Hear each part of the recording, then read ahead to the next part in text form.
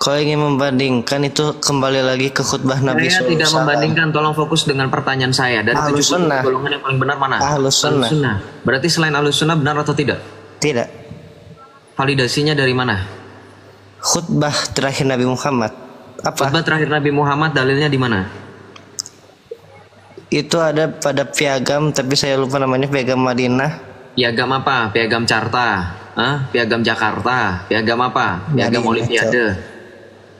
Yang Anda isinya kalau mau menyebutkan dalil itu nyebutin yang jelas. Kalau Anda tidak tahu dalilnya, lebih baik Anda tidak usah sebutkan. ya isinya Karena itu sudah terkenal jika Anda tidak tahu, dan panjang sebenarnya, tapi ya saya tidak peduli mau panjang, mau pendek, mau terkenal, mau tidak terkenal, itu urusan Anda dan Nabi tanggung jawab Muhammad Anda. meninggalkan Ketika Anda Quran dan mendengarkan saya, Chief, sunnahnya. Anda jangan terlalu banyak berbicara kalau Anda tidak ada isinya. Dengerin saya ya, orang Islam, dengerin. Anda kalau memang tidak punya dalil, saya ulangi untuk terakhir kalinya, kalau tidak punya dalil, lebih baik Anda diam, lebih baik Anda tidak berbicara daripada Anda berbicara tetapi kosong. Ini room edukasi. Saya tidak peduli mau alasannya saya lupa. Oh itu ada di sini ya. Kalau misal Anda sudah membuat statement, ya Anda buktikan statement Anda. Jangan kabur, jangan tidak bertanggung jawab, lempar batu sembunyi tangan. Halo? Silakan. Sekarang saya tanya sekali lagi, keselamatan ada di mana di dalam 73 golongan? Ahlus sunnah. Di mana dalilnya?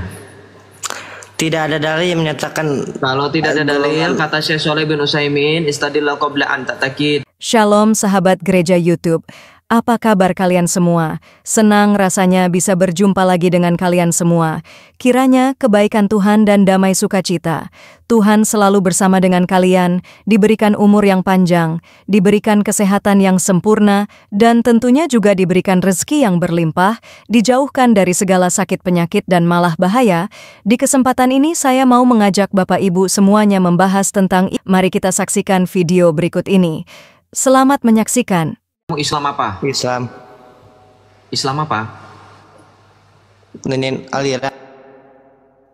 Dari 73 golongan ya, dari 73 Ahlus sunnah. golongan sekte Ahlus dalam sunnah. Islam. Ahlus sunnah. Yang benar mana dari 73 golongan?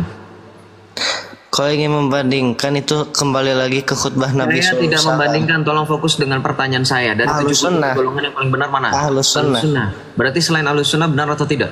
Tidak. Validasinya dari mana? Khutbah terakhir Nabi Muhammad. Apa? Khutbah terakhir Nabi Muhammad dalilnya di mana?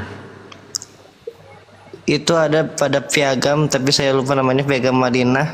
Piagam apa? Piagam Carta? Piagam Jakarta? Piagam apa? Piagam Madinah, Olimpiade? Yang Anda isinya kalau mau menyebutkan dalil itu nyebutin yang jelas. Kalau Anda tidak tahu dalilnya, lebih baik Anda tidak usah sebutkan. ya isinya Karena itu edukasi. sudah terkenal jika Anda tidak tahu, dan panjang sebenarnya, tapi Ya saya tidak peduli mau panjang, mau pendek, mau terkenal, mau tidak terkenal, itu urusan Anda dan Nabi tanggung jawab Muhammad Anda. meninggalkan Ketika Anda Quran dan mendengarkan saya, Chief, sunnahnya. Anda jangan terlalu banyak berbicara kalau Anda tidak ada isinya. Dengerin saya ya, orang Islam, dengerin.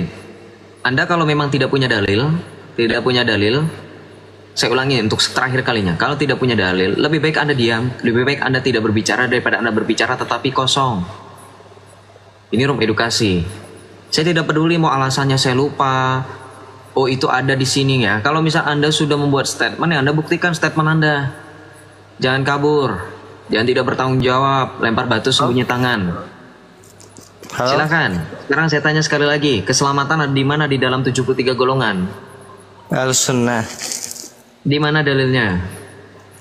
Tidak ada dalil yang menyatakan. Kalau tidak ada dalil, kata Syekh Shalih bin Utsaimin, istadillah qabla an ta'takid. Jika kamu meyakini sesuatu tanpa ada dalil, maka kamu sesat. Sedangkan golongan itu kapan terbagi-baginya, kapan? Saya sudah dengar nggak tadi saya ngomong, jika kamu meyakini sesuatu tanpa dalil, kamu sesat menurut ulamamu. Terus saya harus dengerin kamu yang orang sesat ini menurut ulamamu. Khutbah terakhir Nabi itu sudah berpegang Kamu nggak teguh. mau peduli ya dengan saya berbicara ya, nggak mendengarkan ya. Kalau kamu nggak mau dibilang sesat, buktikan dulu dalilnya. Kamu kan punya laptop kan? Terakhir kita diskusi kamu pakai laptop. Tidak, Kamu juga saya punya tidak pakai kitab. laptop. Kamu lulusan Saya tidak pondok pakai laptop. pesantren. Saya tidak Oke, pakai kamu laptop. lulusan pondok pesantren, betul nggak?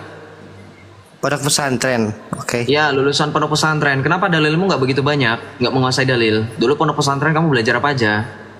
Ya hal-hal yang umum, tapi tidak seperti itu kan. berpecah belah Hal-hal yang juga. umum, memangnya di pondok pesantrenmu nggak diajarin masalah akidah? Jadi kalau kamu Jadi berakidah, ajaran kamu akidah yakin lah. sesuatu nggak tahu apa-apa. Akidah itu dari Al-Qurannya, bukan dari hadisnya. Hadisnya mah ya. Salah, akidah bukan dari Al-Quran aja. 4 sumber hukum Islam. Ini lulusan pondok pesantren mana sih diajarin? 4 sumber hukum Islam. Ya Ahlussunnah, emang kamu pondok pesantren Al-Quran, mana? hadis, ijma, dan kias. Nggak cuma Iya. satu aja. Iya. Ya kalau iya terus kenapa kamu tadi cuma ngomong Al-Quran aja? Tolong jangan bikin kami bingung, blunder. Kamu cek deh, kasih kalau takutnya kamu punya kelainan mental yang disebut dengan bipolar. Tidak. Lain waktu, lain jawab, beda-beda tanggapannya. Jangan inkonsisten, saya jadi bingung. Ya, konsisten dengan jawabanmu. Sekarang saya tanya sekali lagi. Dalil yang memantapkan akidah dalam Islam apa?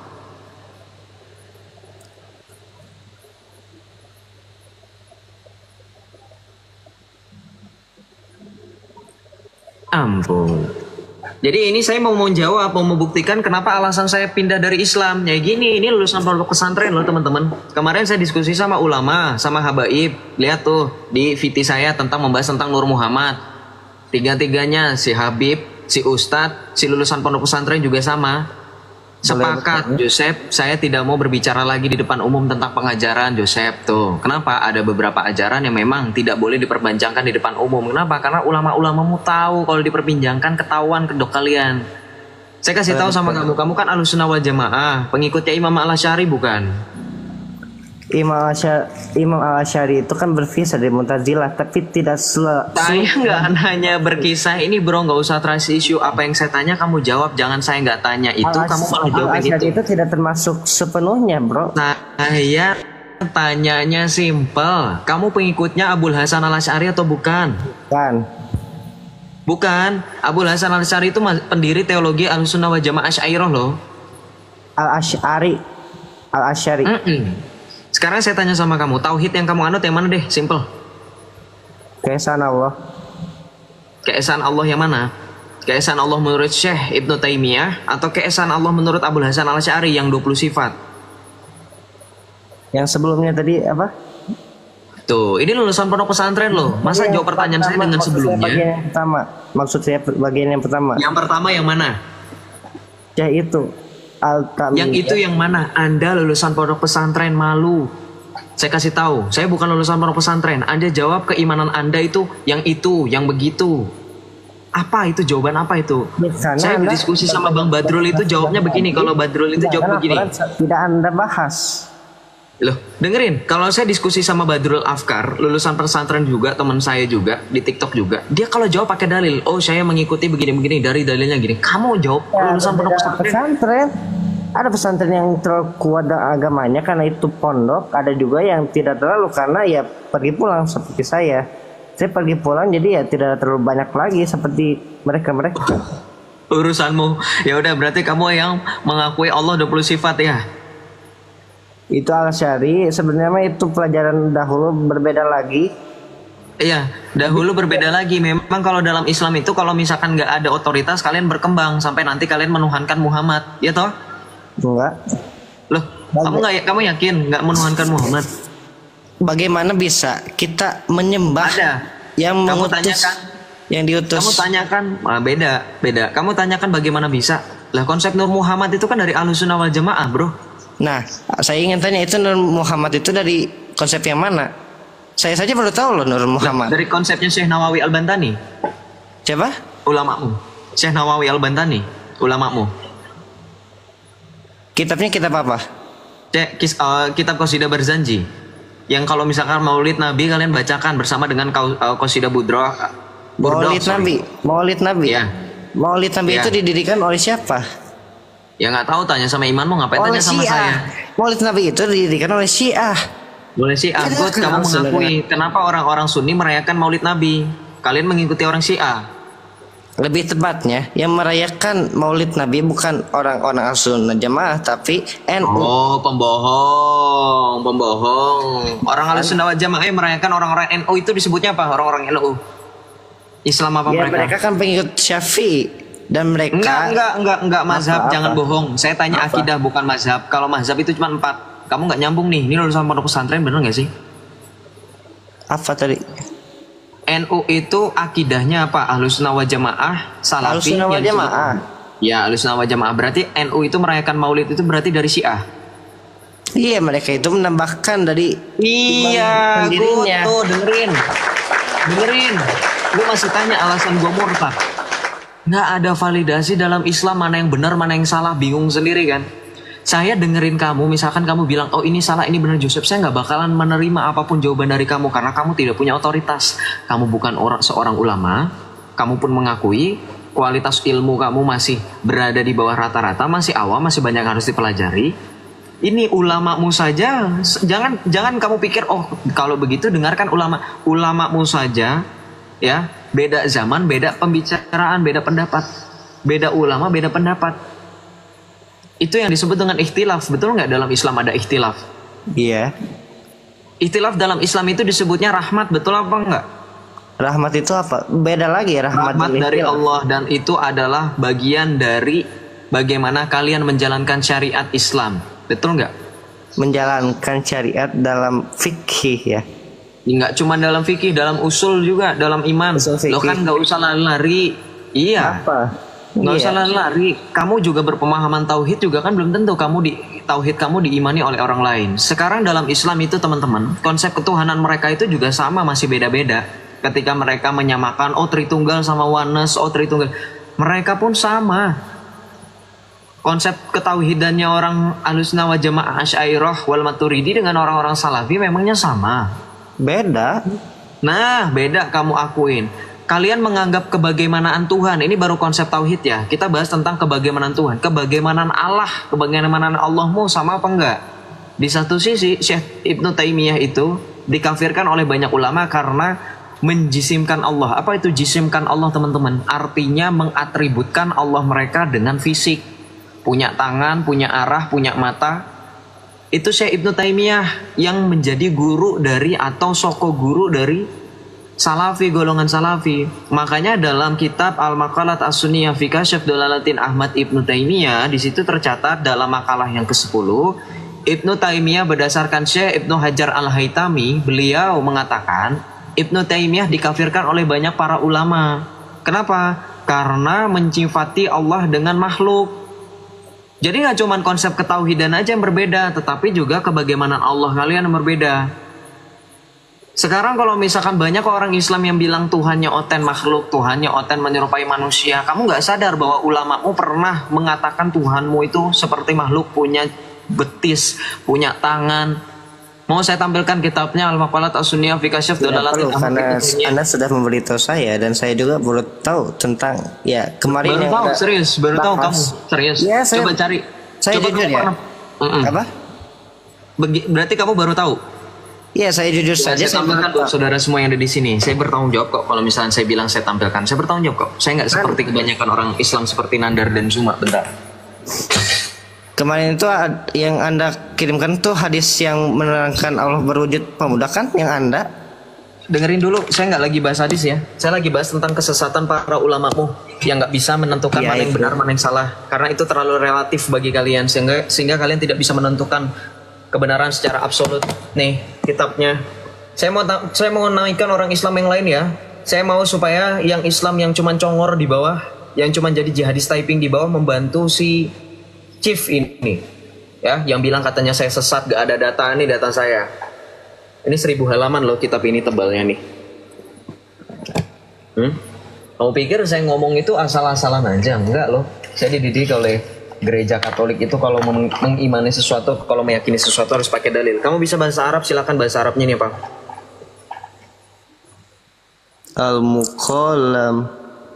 Bentar itu Al-Muqatta. Sunniyah. Yang benar, ulang dari sini. Al-Muqa. Udah salah. Al-Maqo, ini udah ada, Bang, ini udah tanda bacanya. Anda dari mana bacanya Al-Muqo? Ini tanda baca fathah atau domah?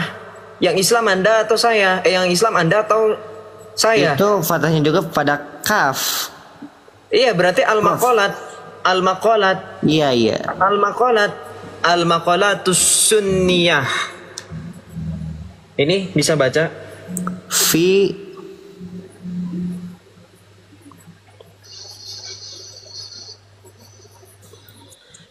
Apa itu? Usia enggak.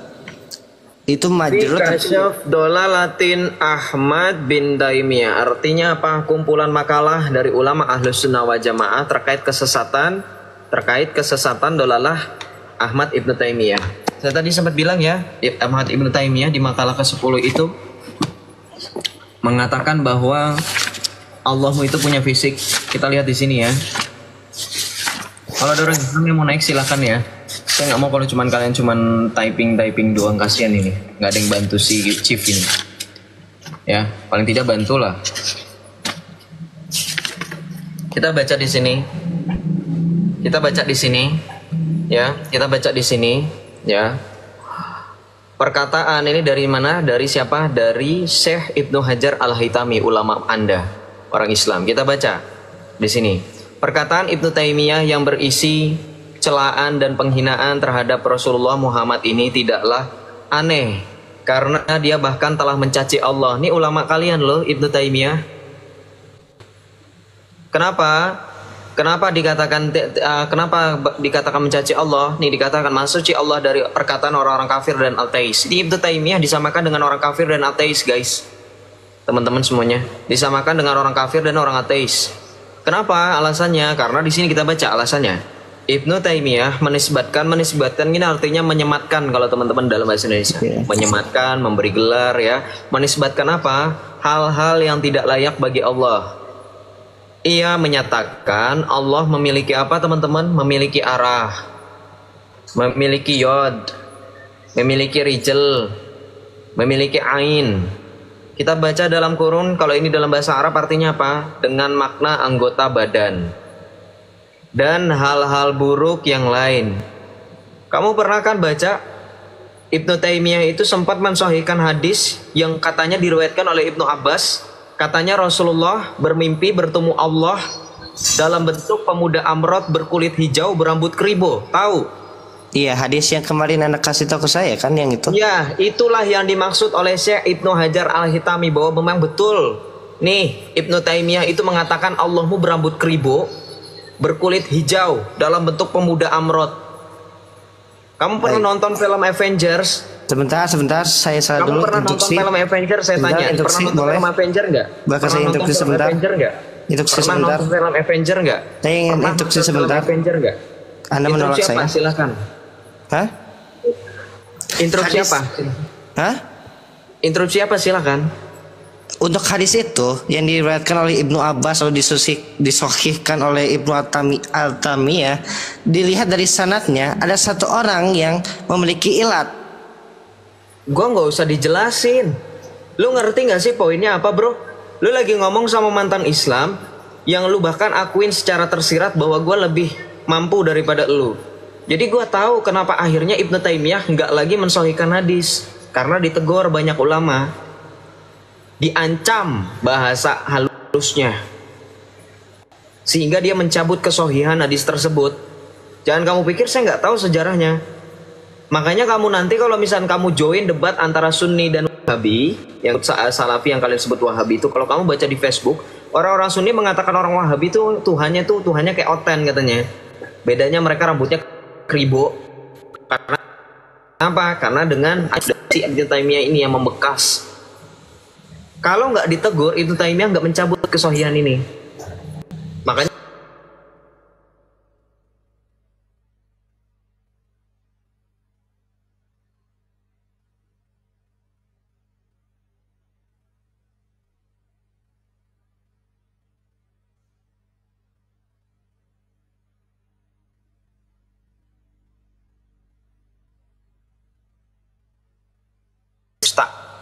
ini dalam Islam ini saya bingung loh, sesama Islam itu saling mengkafirkan satu sama lain. Ya, padahal katanya yang satu ulama.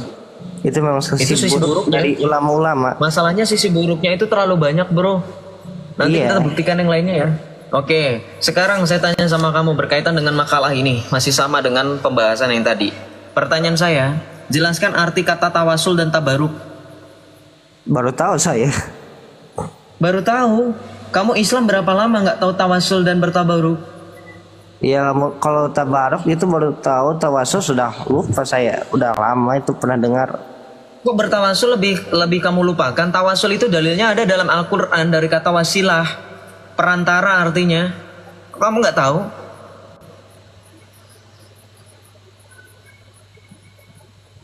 Silakan lanjut. Sekarang saya tanya sesuai dengan judulnya. Perkataan Ibnu Taimiyah dalam mengharamkan, saya geser dulu stikernya. Dalam mengharamkan tawasul dengan para nabi dan orang-orang soleh, serta mengharamkan tabaruk dengan mereka dan dengan peninggalan mereka. Apa maksud ini? Kenapa Ibnu Taimiyah mengharamkan ini? Untuk tabaruk itu apa? Nggak usah nanya saya, yang Islam kamu. Ngapain kamu tanya saya? Kamu nggak malu? Anda yang tadinya katanya berilmu, kenapa? Ya sudah, saya jelaskan. Tabaruk itu artinya mencari keberkahan, ngalap berkah kalau kata orang Jawa, ngalap berkah dari para kiai ulama. Nih, tabaruk. Kamu mau bukti? Buktinya? Tidak perlu, saya sudah percaya. Kenapa malu ya? Soalnya banyak orang Islam Apa? yang katanya minum air ludah ustadz ya, minum kencingnya ustadz. Nah itu Dan namanya itu- bertabaruk teman-teman. Iya, emang sesat yang seperti itu. Oh emang sesat God, akhirnya diakuin. Ya tidak. Tahu nggak kenapa seperti itu? Mau tahu kenapa? Karena kalian mengikuti kebiasaan para sahabat para sahabat ketika mereka masih di zaman Nabi. Kamu tahu nggak cerita bagaimana Rasulullah itu ketika dia buang air itu di zaman Rasulullah sudah ada WC merek Toto nggak? Kamu tahu Toto nggak? Toto itu merek WC itu, WC jongkok, WC duduk itu ada Toto. Kamu tahu Toto? Merek Terus? Nah di zaman Rasul kan belum ada. Kamu tahu nggak bagaimana Rasulmu itu buang hajat, buang air? Tidak. Disimpan di dalam suatu wadah yang dia taruh di bawah kolong kasurnya. Tahu kisahnya? Tidak Disimpan tahu. di bawah. Saya baru tahu malahan. Anda Baru tahu, silakan kamu kalau seperti misalnya itu. nggak percaya dengan omongan saya, kamu cari tahu nanti kisahnya. Banyak yang mengkisahkan dan itu sahih. Enggak. Nah, Sumbernya langsung saja satu sumber. dan ketika Rasulullah ingin buang air, dia kan punya ibaratnya kalau kita bilang ART. Dia punya pembantu. Nah, pembantunya ini bersih-bersih ceritanya. Kemudian ketika Rasul ingin buang air, dia melihat ke kolong kasurnya, ke kolong tempat dia tidur, saya nggak tahu namanya kasur atau apa bahasanya. Bentar. Kemudian Nah, Kemudian wadahnya tidak ada di tempat. Lalu dia bertanya kepada istrinya. Istrinya tidak tahu. Kemudian dia bertanya sama yang ART-nya ini, ibaratnya pembantunya ini. Kemudian tahu apa yang dikatakannya? Dia buang katanya. Buang kemana? Ternyata diminum sama dia. Apa yang dikatakan oleh nabimu? Sesungguhnya engkau telah mengalap keberkahan dariku. Itulah dalil kenapa orang-orang kalian zaman sekarang itu menganggap bahwa orang-orang soleh nih, orang-orang soleh bisa nih mengalap berkah. Nih, kita lihat di sini nanti nih. Kita lihat di sini mana lagi? mana? Kita lihat di sini. Boleh Bentar. bertanya dulu nggak? Apa? Yang tadi itu pada zaman siapa kalau tahu? Di zaman Rasulullah kan saya dengar. Bukan. Saat istrinya siapa namanya? Kalau boleh tahu. Aisyah. Aisyah. Saat Rasul berumah dengan Aisyah itu kasusnya itu tidak seperti kasus sekarang. Kasusnya Makanya saya itu bilang kan, saya dulu sederhana. bilang. Tadi saya sudah bilang, kamu dengerin nggak makanya saya ngomong. Saya sudah bilang, saya nggak tahu bentuk kasurnya sama dengan sekarang atau tidak, tapi narasi yang dilakukan adalah bahwa wadahnya itu disimpan di bawah atau di dekat kasur. Lalu Anda percaya tentang hadis itu?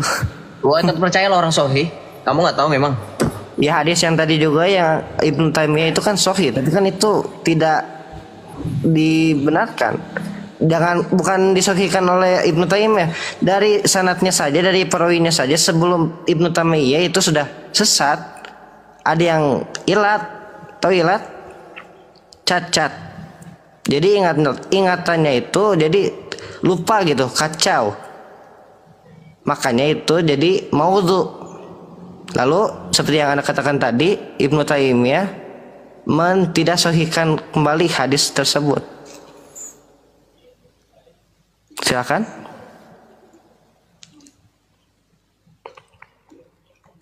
Ayo. Jadi saya tidak percaya ya ke dua hadis itu sahih, benar sahih. Karena tidak ada ajaran seperti itu. Jadi kalau ingin, oke, silakan. Kalau ingin apa? Kalau ingin lebih tahu, baca dulu Quran. Kalau ingin tahu baca dulu Quran. Sekarang saya tanya sama Anda, di mana ayat dalam Al-Quran Anda mengikuti Muhammad sebagai suri tauladan?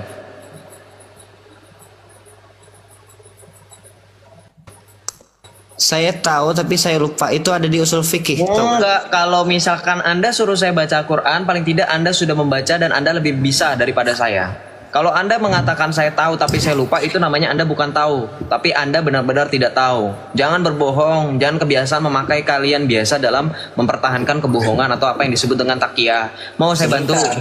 Mau saya bantu? Tidak perlu, saya masih ada bukunya, maka saya akan buka dulu. Mau saya bantu nggak? Suruh buka Al-Quran loh, bukan buku.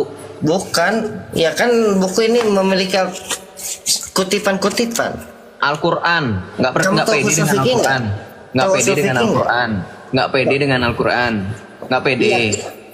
Ya ayat Al-Quran. Ya, mau tahu nggak ayat Al-Quran di mana? Ini di Al-Quran. Ya udah, buka Al-Quran, bukan buka buku di luar Al-Quran. Kan saya lupa ayatnya yang mana. Ya sudah, carinya makanya di Al-Quran.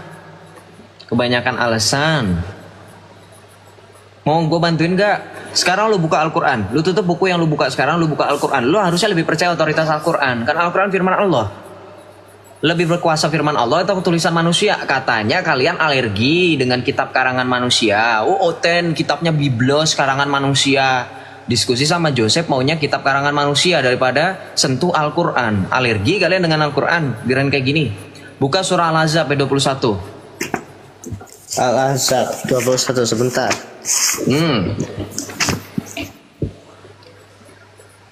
Lebih tahu saya daripada Anda. Anda yang masih Islam. Saya udah nggak pernah nyentuh-nyentuh Al-Quran lagi loh. 419, sebentar. Ayat berapa? 21. Sungguh pada diri Rasulullah benar-benar ada Arabnya. Ini sudah. Baca Arabnya itu bahasa Indonesia, bukan Arab. Kamu nggak bisa bedain bahasa Arab bahasa Indonesia ya. A'udzubillahi minasyaitonirrajim. Laqad kana lakum fi Rasulillahi uswatun hasanatun liman kana yarjullaha wal yawmal akhir wa zakarallahu katsira. Kamu tak ausnya coba mahrojnya udah benar belum? Sudah, tapi mungkin bacaan saya tadi kurang jelas. Apakah saya ulang lagi? Bukan kurang jelas, malah salah itu bacanya. Mahrojnya nggak jelas, panjang pendeknya nggak jelas. Dari ta'awus loh. Laqad kana lakum dari ta'awus. A'udzu billahi minasyaitonir rajim. Masa gue yang harus ajarin juga? Ya sebenarnya aus juga bukanlah ayat dari Al-Quran. Bukan ayat dalam Al-Quran, tapi artinya apa? A'udzu, artinya apa? Iya. Nggak, artinya apa? Nggak usah berbohong. Aku berlindung, auzu, aku berlindung kepada siapa? Kepada Ada blunder. Maksudnya gimana? Kamu dibenerin cara bacanya, kamu malah ngeyel. Padahal kalau orang Islam itu berhadapan dengan saya selalu komentar, bacaannya salah Joseph, nanti beda artinya Joseph. Giliran kayak gini malah maksain. Ya. Itu kan artinya ada artinya, bukan sekedar bacaan, bukan ayat Al-Quran. Ketika kamu mengucapkan ta'awuz itu kan bagian dari doa. Betul tidak? Betul. Lah, blunder kan? Terus apa di situ dikatakan laqad kana lakum fi Rasulillahi uswatun hasanatul liman kana. Artinya apa? Laqad kana lakum. Sesungguhnya keadaan pada diri Rasulullah. Sesungguhnya telah ada pada dirimu Rasulullah suri tauladan yang nyata. Betul? Yeah. Suri tauladan sempurna yang nyata, yang baik. Yang baik, betul? Iya. Nah, kayak gini aja nyari dalilnya harus bantuin sama Oten. Kayak gini aja nyari bacanya aja harus dibacain sama Oten. Kayak gini aja diterjemahinnya harus sama Oten. Mau nggak gaji saya? Bisa dilanjut, tidak perlu membahas basa-basi. Lo nggak apa-apa basa-basi gini kan biar bikin kita nggak tegang. Ya, saya juga tidak tahu maksud Oten-Oten itu apa. Itu kayak kata-kata Ya merendahkan. udah lanjut. Gitu. Kalau nggak gini aja deh. Kamu mau tahu nggak bagaimana dalam Islam itu saking tidak punya otoritasnya sehingga kamu sekarang juga bingung dalam menjawab pertanyaan saya yang simpel. Islam tidak memiliki otoritas. Iya. Quran dan Sunnah yang ditinggalkan itu apa? Quran dan Sunnah yang ditinggalkan oleh pertanyaan. Oke, saya terima itu. Kita kunci ya teman-teman ya. Al-Quran dan As-Sunnah atau Al-Hadis adalah otoritas bagi kalian. Oke, sekarang pertanyaan saya. Apakah Al-Quran Syiah dan Sunni sama? Beda. Kamu tanya sama orang Syiah menuduh orang Sunni telah menghapus beberapa surah dalam Al-Quran. Kamu tanya sama orang Sunni, orang Syiah itu menambahkan ayat dalam Quran, surah dalam Al-Quran. Pertanyaan saya, otoritas yang diberikan oleh nabimu, Al-Quran dan Sunnah itu sama atau enggak? Jadinya sama, tetap sama Al-Quran dan Sunnah. Tetapi tetap sana. Kenapa? Karena menurut kalian Syiah itu sesat, iya? Iya. Sekarang pertanyaan saya, kamu tahu Rijalul Hadis itu? Rijalul Hadis. Ilmu Rijalul Hadis. Tidak tahu karena namanya saja sudah aneh menurut saya. Namanya sudah aneh. Sekarang saudara 1200 orang. Buktikan. Iya, ilmu Rijalul Hadis. Enggak, saya tidak tahu. Saya tidak tahu. Oh iya, kamu nggak tahu karena kan kamu dari awal sudah mengakui apa yang kamu pelajari di pondok itu beda sama yang orang pelajari. Berarti kamu belum pelajari ini, bukannya aneh, tapi kamu yang belum pelajari. Cari Rijalul Hadis. Namanya itu kan rojul itu anak laki-laki. Terus rojul hadis ya perkataan. Buka ya. Kamu mau buka dari mana? Kamu nggak tahu berarti? Ya memang saya tidak tahu, tapi saya mengartikan perkata. Lalu mengapa Anda langsung pindah?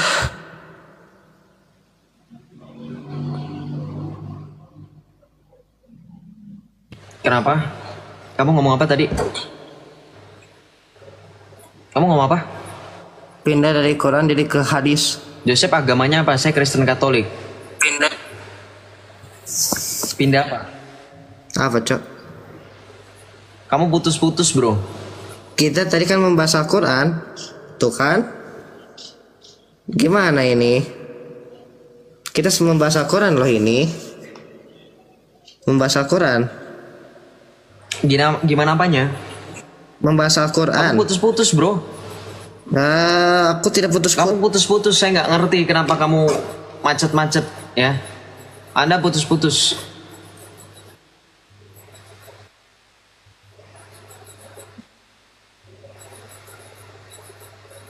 Apa sih?